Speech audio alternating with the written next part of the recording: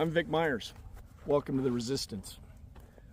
I'm going to do a 4-part video for this one. I hope you'll stick through it to the end, because I think by the end you'll understand why it concerns me a great deal. Part 1 is going to be about the Dred Scott decision, a Supreme Court decision of 1857. Part 2 is going to be about Donald Trump saying he's going to end birthright citizenship. Part 3 is going to be about Article 5 of the Constitution. And Part 4 is going to tie all 3 videos together, and I hope you'll see why it concerns me a great deal. So Part 1, the Dred Scott decision, 1857 United States Supreme Court. It was a 7-2 decision. It was widely regarded as the worst decision by the Supreme Court of all time. Now, if you consider the damage that Citizens United and Dobbs have done, then it's arguably not the worst, because it was rendered moot by the 13th and 14th Amendments. So what is the Dred Scott decision? Dred Scott was a slave, he and his wife, and they were suing for emancipation. And at the end of the decision, this is a very important part, the decision says that American citizenship is for whites only. American citizenship is for whites only. Now, this decision, the way it was worded and the arguments and all that, it was considered to be an originalist decision. And where have you heard that before with respect to our Supreme Court? All of our current conservative justices call themselves originalists.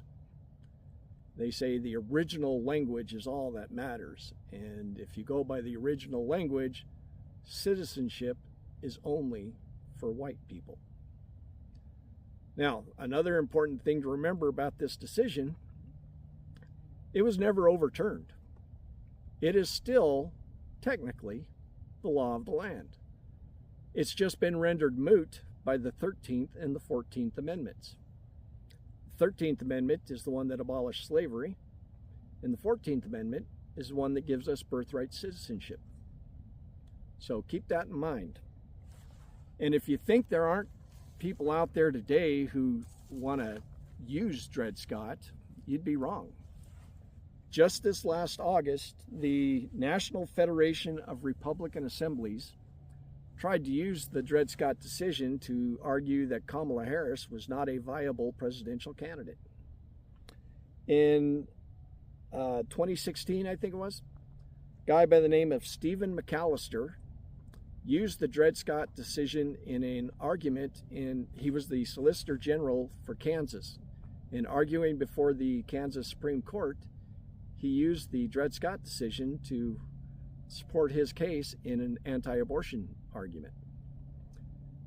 And that same Stephen McAllister went on to be a U.S. attorney in the first Trump administration. So folks, Dred Scott decision says only white people can be citizens. It has never been overturned, only rendered moot by the 14th and 13th Amendments. That's the important thing to remember going forward. Oh, and that the Republicans still believe in it. Good day.